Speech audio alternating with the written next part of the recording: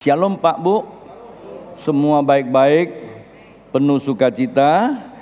Iya Bapak Ibu, sebelum kita sama-sama menerima firman Tuhan, izinkan saya untuk melihat yang kali pertama ada bersama kita, baik di sini maupun yang ada di online service. Tentu saya tidak bisa lihat. Kalau ada Bapak Ibu lambaikan tangan, selamat datang, Anda bukan orang asing di tempat ini. Pak Bu, pastikan Anda tidak langsung balik selepas ibadah ini. Staf saya akan membagikan visi dan misi gereja kita di sini. Terlebih kami juga ingin ambil bagian jikalau Bapak Ibu punya pergumulan, kita bersyafaat bersama-sama. Tuhan memberkati. Saya salam kepada kawan-kawan yang ada di Timur Leste. Ya, selamat siang Anda di sana, dan untuk di Kupang, di Atambua, Surabaya, Denpasar, dia janji hari ini mau ikuti kita di sini secara online service. Dan untuk yang di Amerika, selamat buat Aling, dan juga di Jepang, Joy, dan Solo, Mas Agung. Ya, saya tidak bisa sebutkan satu persatu yang di Jakarta maupun yang di daerah-daerah, ya, Putu Sibau dan sebagainya. Intinya selamat mengikuti ibadah online service. Walaupun kita tidak bersama dalam satu ruangan, tapi kita satu di dalam hadirat Tuhan. Pak Bu, kita akan langsung kepada firman Tuhan. Jadi apa hari ini yang Tuhan ingin bicara sama kita? Jadi Bapak Ibu, kita persiapkan hati. Tadi dalam pembukaan doa saya, bahwa yang terpenting kehendak Allah yang kita mesti capai. Di dalam Efesus pasal yang kedua, tentu tidak baca secara satu perikop, ada beberapa ayat yang menjadikan bagian untuk kita merenungkan bersama-sama Bapak Ibu yang hadir di sini maupun yang sedang mengikuti online service. Di ayat yang keempat saya akan bacakan, Bapak Ibu tolong perhatikan. Tetapi Allah yang kaya dengan rahmat oleh karena kasih-Nya yang besar, yang dilimpahkannya kepada kita. Pak Bu, ketika saya menyampaikan sesuatu, ketika Bapak Ibu dapat menangkap sesuatu, bolehkah Bapak Ibu katakan amin? Ya, ini terobsesi dengan orang yang ada di Timur Leste itu. Kalau saya bilang sesuatu, dia aminnya kencang, ya. Rasanya itu tidak salah, ya. Saya ulangi lagi, tetapi Allah yang kaya dengan rahmat oleh kasih karunia-Nya yang besar, yang dilimpahkannya kepada kita, telah menghidupkan kita bersama-sama dengan Kristus, sekalipun kita telah mati oleh kesalahan kita. Oleh karunia, ya, oleh kasih karunia kamu diselamatkan. Dan di dalam Kristus Yesus Ia telah membangkitkan kita juga, memberikan tempat bersama-sama dengan Dia di sorga. Supaya pada masa yang akan datang Ia menunjukkan kepada kita kekayaan kasih karunia-Nya yang melimpah-limpah, sesuai dengan kebaikan-Nya terhadap kita dalam Kristus Yesus. Sebab karena kasih karunia kamu diselamatkan oleh iman. Itu bukan usaha, itu bukan hasil usahamu, tetapi pemberian Allah. Itu bukan hasil pekerjaanmu. Jangan ada orang yang memegahkan diri. Bilang sama samping kiri kananmu, jangan sombong. Kecil suaranya. Tidak apa-apa.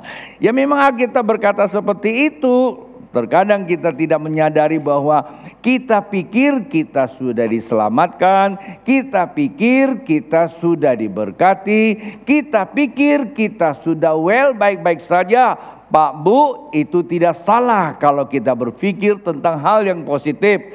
Akan tetapi kalau yang positif tidak diuji dengan kebenaran, maka cenderung yang positif itu juga bisa membuat kita kecewa tak kala persoalan itu datang. Dapat dimengerti? Kalau Bapak Ibu bisa mengerti, kasih satu kata, amin. Artinya Bapak Ibu percaya apa yang disampaikan firman Tuhan. Mengapa saya berkata seperti itu Bapak Ibu? Karena memang terlalu banyak yang bernasib seperti itu. tanda kutip saya menggunakan istilah bernasib, terlalu yakin dengan apa yang dia punya. Sesungguhnya dia belum punya apa-apa. Kenapa? Karena dia belum pernah diuji.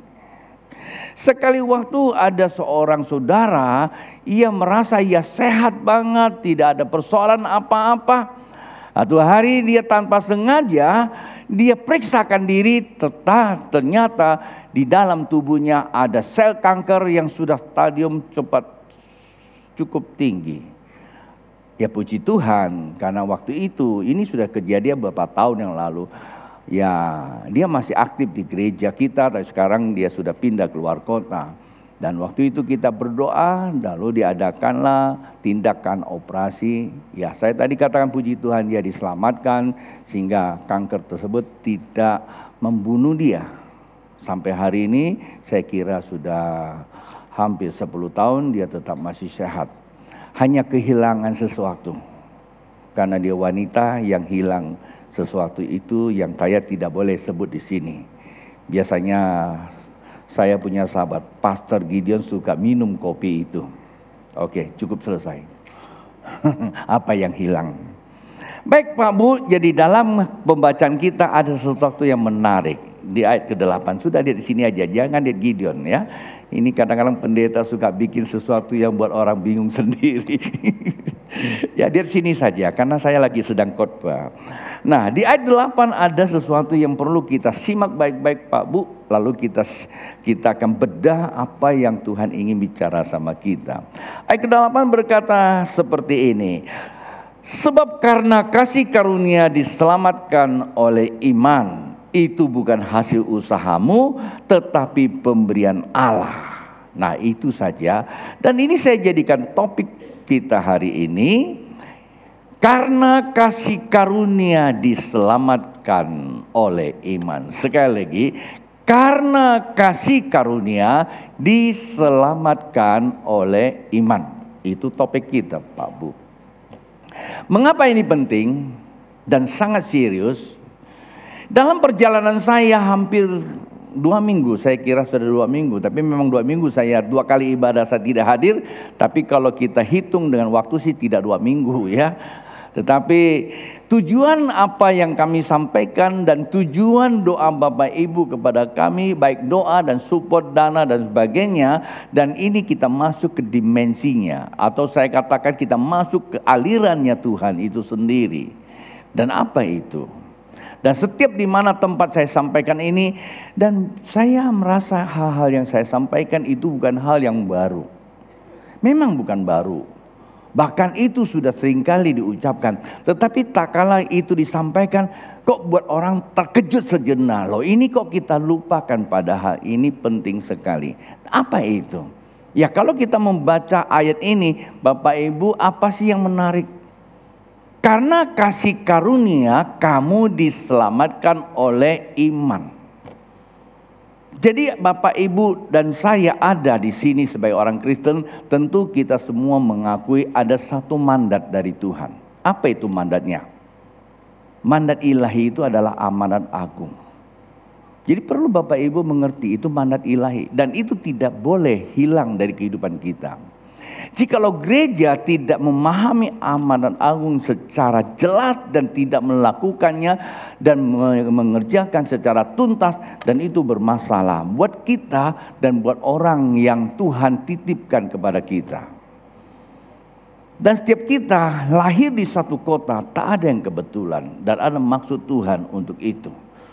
Karena saya tidak terlalu banyak mengambil contoh dan apa yang kami alami selama perjalanan. Nanti terlalu panjang sekali. Tapi begitu kaya apa yang kami alami. Selain apa yang kami bisa bagi dan kami dapat banyak hal di perjalanan itu.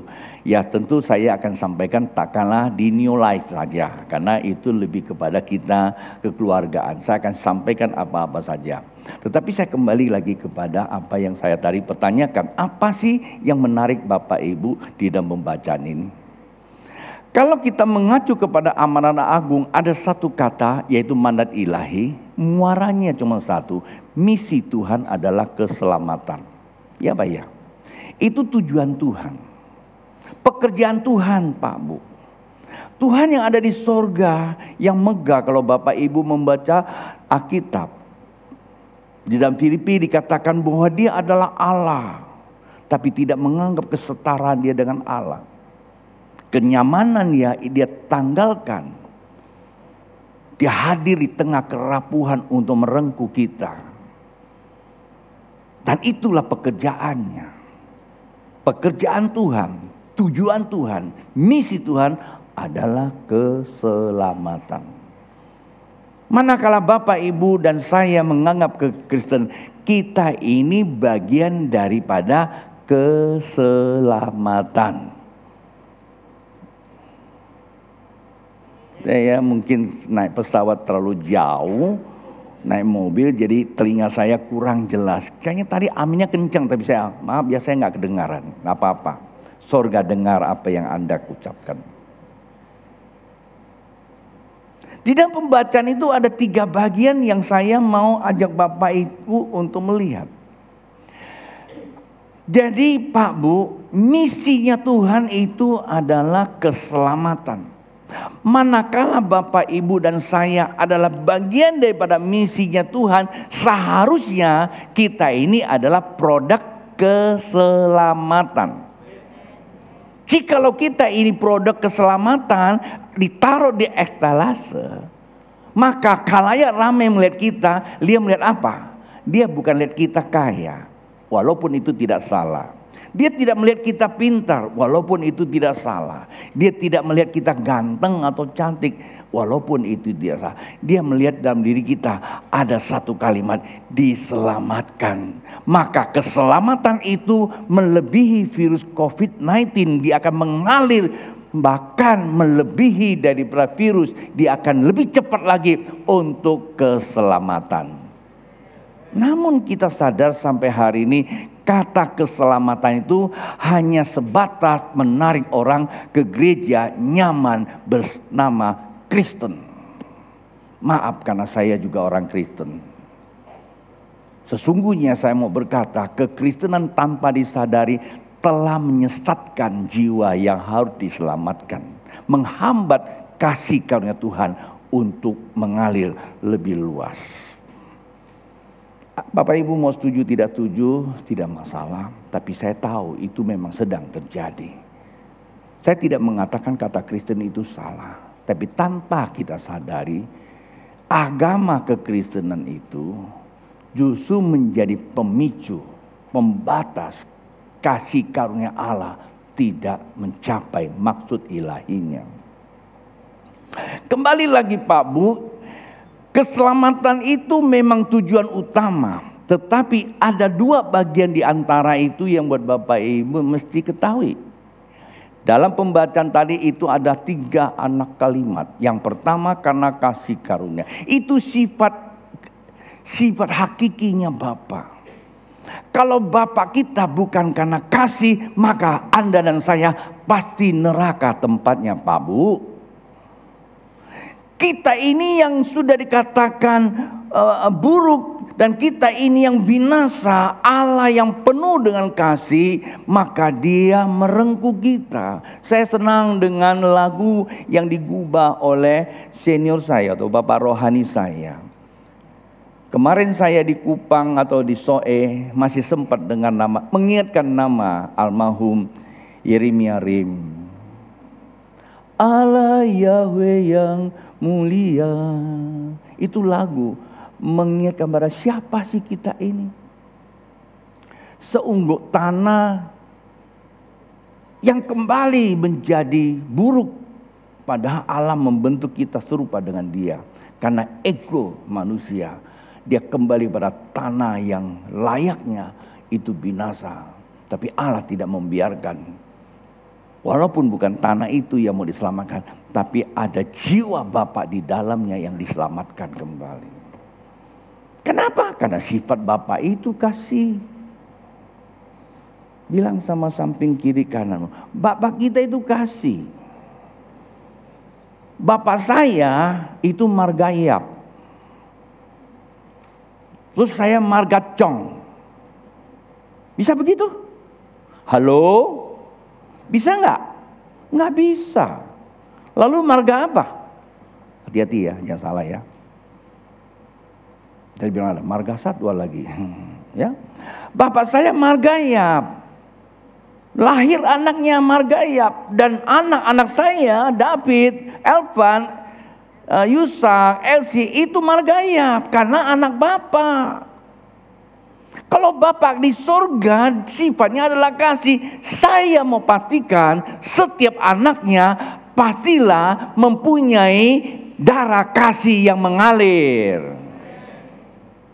Aminnya kencang, coba tepuk masa gitu dong. Bukan saya menghakimi. Saya cuma tanya, masa iya? Oke. Itulah sebabnya yang menentukan keselamatan itu ada atau tidak, Bapak selesai, finish. Keselamatan yang Bapak kerjakan sudah selesai di atas kayu salib. Maka dia katakan, tetelestai, sudah selesai. Kasihnya Bapak itu dicurahkan sudah selesai. Namun yang menentukan bukan lagi Bapak atau keselamatan, tak perlu kita bahas. Tapi yang menentukan kalimat yang terakhir, oleh iman. Iman itulah yang menentukan Anda dan saya hidup di dalam kebapaan atau kata pembapaan. Jikalau Bapak Ibu sudah pasti diselamatkan, maka kita masuk di dalam dunianya kasih karunia. Pernah Bapak perlihatkan kepada saya awal tahun ada 2 dunia. Dunianya Bapak itu kerajaan Allah, dunia Anda dan saya itu adalah dunia yang kering kerontang.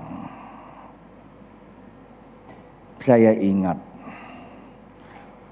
setelah saya tiba di Jakarta, kami bikin pertemuan dengan pendoa syafaat. Setelah itu ada beberapa hamba Tuhan. Kami sharing bersama. Saya belum mengerti. Saya membawa misi tentang amanat agung, kebaluan rohani. Setelah itu kami terbang ke Kupang. Tapi sebelum ke Kupang saya mesti buat pertemuan dulu di Denpasar, Bali. Kumpul dengan teman-teman. Di sela-sela perjalanan Tuhan bicara sama saya. Buat doa nasional.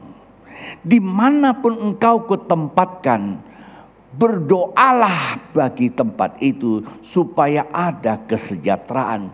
Dan kesejahteraan tempat itu menjadi kesejahteraan kita. Artinya kita berdoa untuk Indonesia. Kesejahteraan Indonesia itu menjadi kesejahteraan Bapak, Ibu dan saya. Pada saat saya mendarat langsung saya WA ke tim doa nasional. Terima kasih Pak Gondo, dia penggerak dan beberapa termasuk Panji, Daniel Panji dan sebagainya. Saya WA dan semua respon betul. Kami semua juga dapatkan message yang sama, berdoa. Lebih banyak kita berdoa untuk bangsa daripada kita banyak bicara atau banyak bernubuat untuk bangsa ini. Bikin ngerusuh aja. Sampai di Bali kita doa malam itu. Dan baru saya tahu bahwa hari itu semua delegation dari mancanegara sedang mendarat di Bali. Lalu besokannya kami terbang ke Kupang. Perjalanan begitu banyak, begitu padat maksud saya. Kembali dari Timur Leste. Baru saja mendarat di Denpasar. Tengah malam saya diteleponin oleh seorang sahabat saya. Dr. Dedis Gwandi. Selamat Anda bertugas di lapangan. Pastor Tony, kami sedang menuju ke lokasi gempa bumi. Saya kaget. Pertama yang saya tanya, adakah korban? Sementara yang dilaporkan hanya belasan. Dan esok paginya saya lihat sudah 100 lebih yang korban. Hati kecil saya bertanya, sudahkah mereka diselamatkan sebelumnya? Pak, Bu, Kalau saja di situ ada saudara kita. Kalau saja di situ ada salah satu orang yang kita kasih, bagaimana hatimu? Pasti kamu akan menjerit-jerit. Seorang pembantu yang datang dari Jakarta karena mamanya ada di situ. Begitu dia dengar berita, langsung dia pulang walaupun ada kesulitan. Sampai di sana dia mendapatkan keluarga. Enggak semuanya korban. Semuanya korban, tapi yang tewas tidak semuanya. Dia menjerit ketika diwawancarai. Apa sih reaksi kita? Pedih hati ini. Tapi ada setelah kecil bertanya sama saya. Kalau di situ ada saudara dan keluargamu, kamu pasti akan menjerit. Kalau tidak, gimana kita? Tanya samping kiri kamu. Kalau tidak ada, apa reaksimu? Kalau ada, apa reaksimu? Itulah menandakan siapa kita ini. Kita belum memiliki kasih Tuhan. Kita hanya terradiasi oleh karena ada keluarga kita. Itulah orang yang paling egois di dunia ini. Saya tidak bermaksud menghakimi jemaat yang Tuhan kasihi untuk saya gembalakan. Tapi saya mau punya satu tanggung jawab.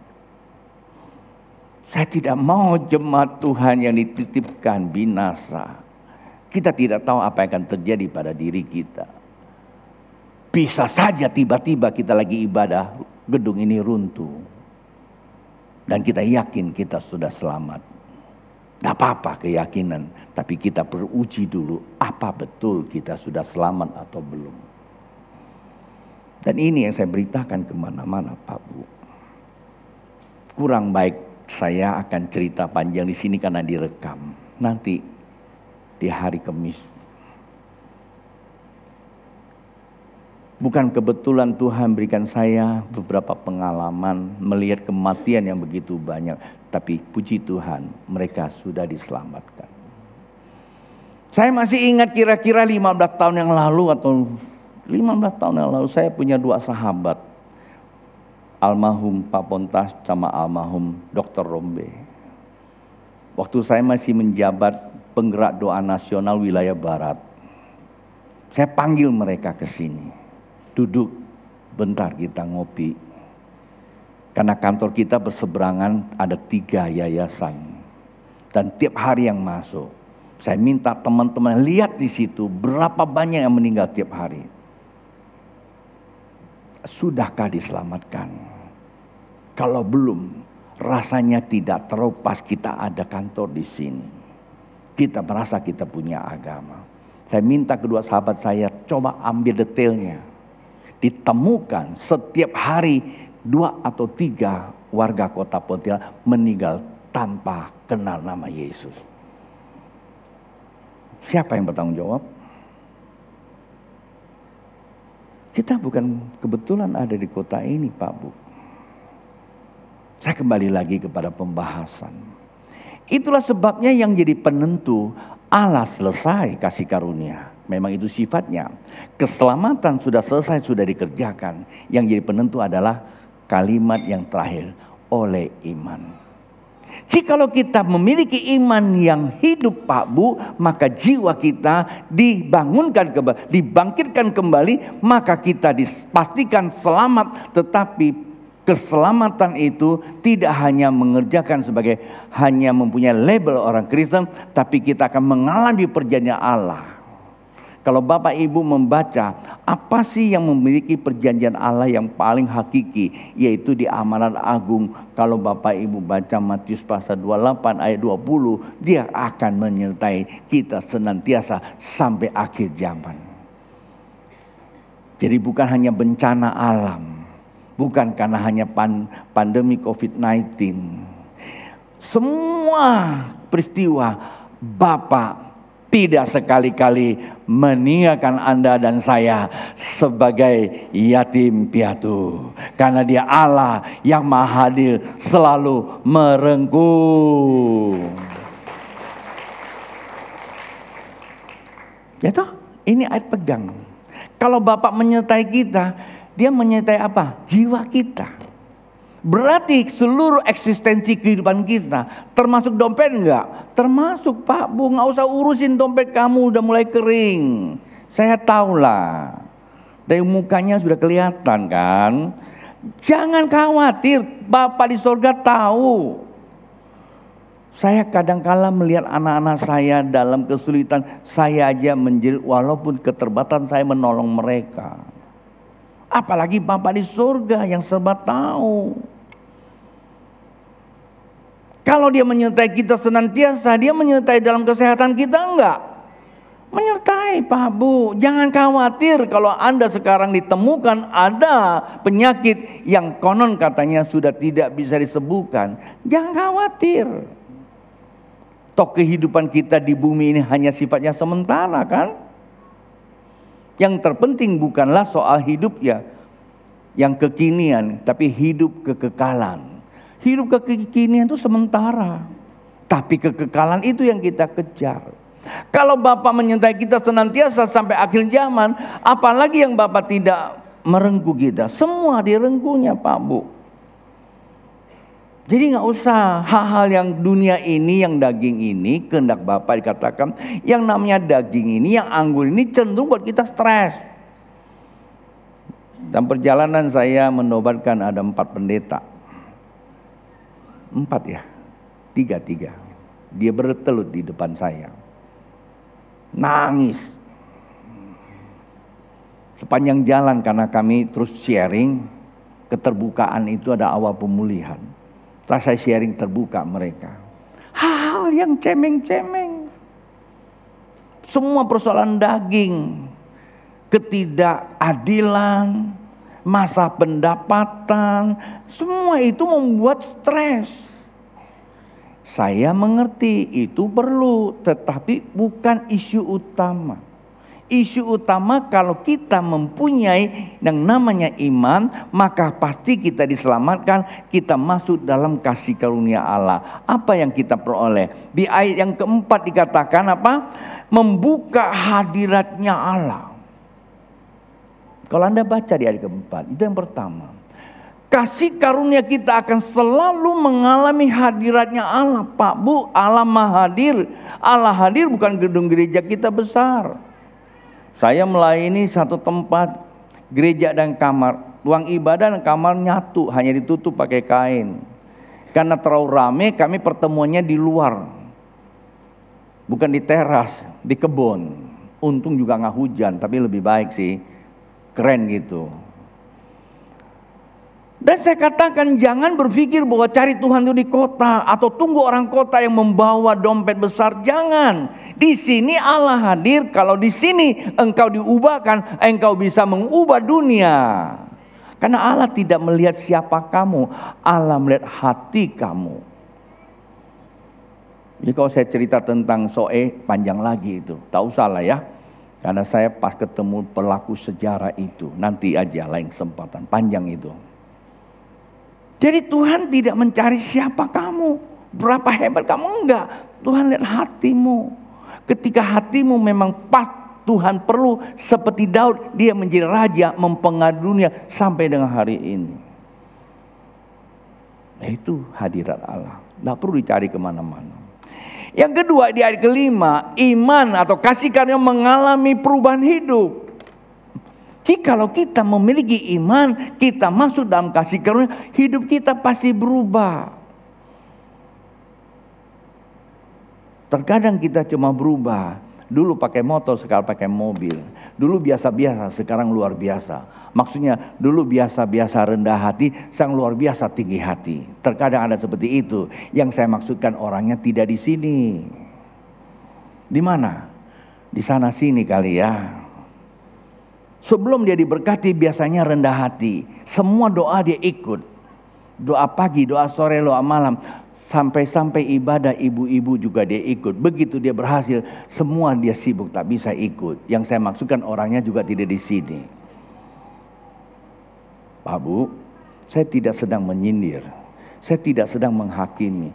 Tapi saya sedang mengencourage kita, mendorong kita masuk dalam kehendak Allah. Ini waktu yang sangat amat singkat. Yang ketiga, iman dalam kasih karunia menerima keselamatan kekal itu yang penting. Keselamatan kekal itu bicara sekarang dan akan datang. Sasaran utama kita bukan di sorga. Sasaran kita adalah hidup kekekalan di dunia yang baru. Saya tidak perlu kupas panjang-panjang di sini. Dan yang keempat, yang ketujuh, ayat yang ketujuh, iman dalam kasih karunia kita menerima perjanjian hidup masa depan. Kerajaan 1000 tahun, fisik kita diubahkan dalam tubuh kemuliaan, tidak usah pakai batik lagi, nggak usah cuci, tinggal di dunia yang baru bersama Kristus sebagai Raja di atas segala raja. Haleluya. Bapak Ibu senang nggak? Kekristen jaminannya ini Pak Bu. Itulah sebabnya dikatakan dalam Efesus pasal yang pertama ayat 13-14. Jikalau Bapak Ibu percaya Yesus Kristus oleh karena firman yang tertulis Pak Bu, kita dimeteraikan oleh Roh Kudus untuk menerima apa? Menerima seluruh perjanjian yang tadi saya sampaikan itu sebagian kecil. Dan itu tidak perlu direbutkan, tidak perlu juga kita kerjakan. Itu pemberian Allah karena kasih karunia secara cuma-cuma. Kekayaan, ganteng, sehat, semua Tuhan sediakan. Tapi pertanyaannya, benar nggak kita sudah diselamatkan? Kata kuncinya apa satu? Iman. Ya coba kita uji. Apakah kita memiliki iman yang dimaksudkan? Yakobus pasal yang ke-2 ayat 17. Yakobus pasal yang kedua 17 berkata demikian. Demikian juga halnya dengan iman. Jika iman tidak disertai dengan perbuatan, maka iman itu pada hakikatnya adalah apa? Mati. Apa sih yang terjadi di Taman Eden? Halo? Apa yang terjadi? Kata Tuhan, jangan kau makan buah pengetahuan, jika kau makan akan mati. Apa yang mati Pak Bu? Saya kemarin ketemu dengan seorang dokter, rektor dokter, gembala gereja. Waktu saya menyampaikan pesan Tuhan, dia kaget. Karena selama ini kita punya pemahaman tidak salah, cuma mungkin karena kebiasaan aja. Saya bilang bahwa di Taman Eden bukan roh manusia yang mati. Buktinya Tuhan masih katakan, rohku tidak selamanya. Berapa lama? 120 tahun. Berarti roh kita itu masih hidup. Hanya sampai 120 tahun. Lalu apa yang mati? Allah berfirman, iya. Seketika mati. Yang mati itu, di situ ada satu kehidupan. Waktu Tuhan menghembuskan nafas kehidupan, itu berarti jiwa yang hidup. Yang mati adalah jiwa kita. Maka itu Anda Bapak Ibu tidak pernah ketemukan di dalam Alkitab. Selamatkanlah satu orang, nggak ada. Selamatkan jiwa. Selamatkan jiwa itu gambar Allah yang mati, yang dipercayakan pada Anda dan saya. Nah, di dalam jiwa itulah berakar kata iman. Jiwa itu adalah Anda dan saya diberikan pada Tuhan. Di dalamnya ada iman yang berhubungan sama di atas. Jikalau iman itu mati, maka kita ini nggak bisa buat apa-apa. Di dalam Alkitab jelas diperlihatkan antara dua pribadi yang bisa setiap waktu untuk menjadi parameter kita. Kain dan Habel. Kain bisa memberikan persembahan, tapi karena ego, itu gambaran kekristenan sekarang. Mau buat apa-apa ukurannya cuma egonya aja. Kalau dia suka ya dia buat. Ya suka ya menginjil, ya suka ya khotbah. Ya pokoknya hanya suka-suka dia aja lah. Terlalu banyak alasan. Mau kasih uang juga sama. Mau aksi sosial juga sama. Suka-sukaku aja. Dan itu Kain. Tepuk kiri kananmu. Mudah-mudahan bukan Anda orangnya. Beda dengan Habel. Habel memberikan semua yang terbaik. Bukan yang paling besar, yang terbaik karena dia punya iman. Itu kan buktinya kan? Pak Bu, jikalau kita Jadi orang Kristen, kita mengaku Kristen, kalau iman kita mati, saya mau katakan iman kalau mati berarti kita tidak masuk di dalam kasih karunia. Kalau kita tidak masuk dalam kasih karunia, pertanyaannya, adakah keselamatan itu? Halo? Ini perlu menjadi catatan Pak Bu, renungan di rumah. Jikalau iman kita mati, maka kita tidak mendapatkan kasih karunia. Kan begitu ayatnya. Jikalau kita tidak mendapatkan kasih karunia, maka kita tidak berjalan dalam keselamatan. Nah pertanyaan, masih adakah keselamatan? Saya khotbah sama jemaat, buat saya agak lebih tenang karena nggak punya beban. Karena jemaat, saya sedang mengingat. Waktu saya khotbah di atas pendeta yang punya titel tinggi-tinggi semua, saya syok juga. Kalau salah habis saya diprotes, tapi semuanya manggut-manggut. Betul, saya percaya keselamatan itu kekal, tetapi keselamatan ditentukan oleh iman. Halo? Mungkin kita semua akan berkata, saya sudah punya iman. Pertanyaan berikutnya, iman tanpa perbuatan hakikatnya apa? Mati. Lalu mungkin kita semua sudah berkata, saya sudah melakukan iman, buktinya saya ke gereja. Pak Bu, kalau cuman ke gereja, di gereja ini banyak seringkali kita temukan tikus. Maaf ya, saya tidak maksudnya mempersamakan Bapak Ibu dan tikus. Kita banyak temukan tikus. Tikus juga ada di gereja maksud saya. Bukan isunya ke gereja Pak Bu. Isunya kita ada di dalam hadirat Allah nggak yang dikatakan tadi itu. Yang kedua, kita mengalami perubahan nggak orang melihat kita itu ada Kristus di dalamnya. Dan yang ketiga, kita memiliki keselamatan yang pasti atau tidak. Ada beberapa ayat saya akan tutup khotbah saya Pak Bu. Ini paling keren nih ayat ini. Menjawab seluruh keberadaan kita.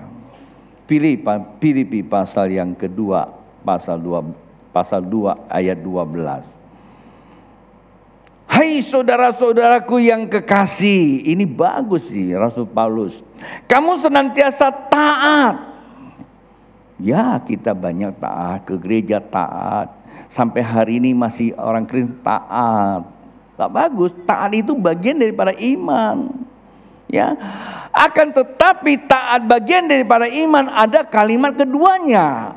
Ya, karena itu tetaplah kerjakan keselamatanmu dengan takut dan gentar. Kerjakan keselamatan itu artinya oleh kita orang lihat dia juga diselamatkan. Terkadang kita hadir di satu tempat orang malah ketakutan. Gara-gara kita orang Kristen, banyak orang Kristen murtad. Ada orang Kristen murtad maksud saya. Karena orang Kristen sulit dibedakan Kristen dan non-Kristen. Itu yang Tuhan kasih saya lihat kan. Kenapa? Karena imannya mati. Kalau imannya mati bagaikan ikan yang mati. Kelakuan orang Kristen tidak bedanya dengan orang dunia. Semua gunakan aji mumpung. Mumpung punya duit, dia nikmati kesenangannya. Saya ingatkan kepadanya. Kita akan melintasi banyak wilayah yang sangat keren-keren. Tapi jangan sekali-kali ajak saya untuk bertamasya. Sepanjang jalan Kupang itu semua bagus-bagus itu pemandangannya. Adalah kadang-kala kita lewat sana sebentar berhenti foto saja. Tapi tidak pernah saya bilang, kita di situ untuk nikmati. Itu jauh loh perjalanan. Besar loh biaya. Wajar loh kalau kita sedikit tamasya gitu. Nggak tahu kenapa. Saya cuma mau selesaikan tugas saja. Masih siang. Mungkin sekali waktu datang waktu gelap kita nggak bisa lagi. Jadi doa Bapak Ibu pada tanggal 10 kita sama-sama gerakan doa. Minimal kita sudah memberikan sebuah reaksi kepedulian kita atas apa yang akan terjadi di tengah bangsa kita. 2 peristiwa yang sedang terjadi di tengah bangsa kita. Baik gempa bumi membawa korban. Erupsi gunung yang terus bergerak hari ini kita tidak tahu apa akan terjadi lagi. Itu tanda-tanda kecil. Tapi ada kekejutan yang besar akan datang dan mereka akan datang kepada Kristus. Kalau Bapak Ibu tidak siap dengan itu, jangan-jangan kita justru malah yang mencari Tuhan pada saat itu, tapi sudah tidak ada lagi kesempatan. Kita bilang apa? Tetap kerjakan keselamatan itu. Apakah kita yang kerjakan, Pak Bu? Tuhan kita keren loh. Saya bilang sama teman-teman dari yang, waduh pastor hebat sekarang pergi kemana. Saya ini menjadi petugas gereja, saya bilang. Saya balas, saya jadi petugas gereja. Gembala jadi petugas gereja. Diutus sama gereja untuk membawa misi. Seharusnya jemaat yang mesti keluar. Tapi karena ada mandat ilahi, tidak apa-apa. Gembala yang turun dulu. Capek enggak? Capek. Tapi saya melihat ada kemuliaan Tuhan. Bapak Ibu setelah mensupport saya, kami jalankan misi ini. Buat apa? Supaya ada jiwa diselamatkan. Kami tidak pergi penginjilan, tapi kami memberikan ini kepada para pendeta. Supaya mereka yang punya aset dan aset. Supaya dia bisa menggerakkan jemaatnya. Di mana saja, kapan saja Pak Bu. Ini waktunya bukan kita cuma hanya nikmati gereja, ibadah. Tapi kita harus nikmati hadirat Allah. Hadirat tidak ditentukan berapa besar gereja itu. Tapi ditentukan hati kita. Dan reaksinya Tuhan akan bekerja dalam hati kita. Ini kata Filipi itu. Ketika dia bekerja kita melakukan sesuatu seperti Petrus. Di dalam Lukas pasal yang ke-9 ayat 33. Begitu dia mengalami kepenuhan Tuhan. Dan dia lihat kemuliaan Tuhan. Dia akan berkata satu kalimat. Guru, betapa bahagianya aku di tempat ini. Lalu dia akan bangun 3 kemah untuk Tuhan. Untuk Elia dan untuk Musa. Tapi satu hal yang Bapak Ibu perlu catat baik-baik. Dia tidak tahu apa yang dia katakan. Artinya orang yang tenggelam di dalam hadirat Allah. Karena iman, apapun yang dikerjakan tidak merasa capek, lelah. Tidak merasa tidak punya. Tidak merasa nanti bangkrut. Tidak merasa nanti kenapa. Karena iman itulah ujian kita. Saya tahu Bapak Ibu sudah mensupport begitu luar biasa. Tidak merasa takut miskin. Walaupun kemarin ada satu orang, kalau saya mau cerita, dia kumpulkan uang segitu banyak, tanda kutip, segitu lama maksud saya. Tujuannya cuma mau beli apa? Perhiasan, kalau tidak salah ya. Perhiasan, karena selama ini dia belum pernah pakai perhiasan bagus. Pasti orangnya di sini, saya minta maaf, saya cerita, saya tidak sebut namanya. Dia kumpulkan. Setelah dia dengar ada misi, Tuhan bilang sama dia, berikan semua itu. Berikan semua itu. Terus saya tanya, bagaimana kamu rasakan? Betapa bahagianya kalau saya bisa ambil bagian dalam misi. Walaupun saya tidak pergi. Tapi saya tahu, saya punya hati ikut di sana. Dan orang seperti itulah adalah Habel. Yang punya iman, apapun yang dikerjakan tidak merasa beban dan takut. Dan saya berdoa untuk jemaat di tempat ini maupun yang ikutin online service hari ini. Karena kasih karunia kita ini diselamatkan oleh iman kita. Maka buktikan iman kita untuk kita berbuat sesuatu. Kita lebih gencar lagi. Kita kerjakan keselamatan. Bukan saja kita pergi ke mancanegara. Kita pergi ke kota-kota. Kita tahu tahun ini dalam masa kita mengakhiri 2022 memasuki 2023. Ada Natal dan urapan awal tahun. Dan waktu Natal saya pesan sama panitia. Jangan Anda hebohkan uang habis di acara yang sifatnya cuma kedagingan. Buat semuanya sifatnya penginjilan. Anda kalau mau buat macam-macam di luar, tidak ada larangan. Yang penting ada berita keselamatan. Tapi kalau Anda buat heboh-heboh cuma habiskan uang, cuma nampakkan gerejamu hebat, itu sebuah kekeliruan yang besar. Dan itu bukanlah sifat Allah. Dan itu juga bukan sifat gereja ini. Dan itu adalah kedagingan. Tapi tujuan kita buat semua acara. Bagaimana? Kafe banyak. Pasar banyak. Udah di pasar Anda goreng nasi saja. Jual murah-murah, kalau perlu gratis. Banyak yang makan kan? Minyak lagi susah. Beli minyak. Jual murah atau kasih gratis. Kan banyak datang kan? Nah, setiap yang datang bilang ini semua karena kasih karunia Tuhan Yesus Kristus. Jangan jadikan mereka Kristen. Beritahu bahwa Yesus mengasihi umat manusia. Tepuk kiri kananmu. Anda adalah orang yang Tuhan pilih untuk menyalurkan berkat kasih karunia. Mari Pak Bu bangkit berdiri.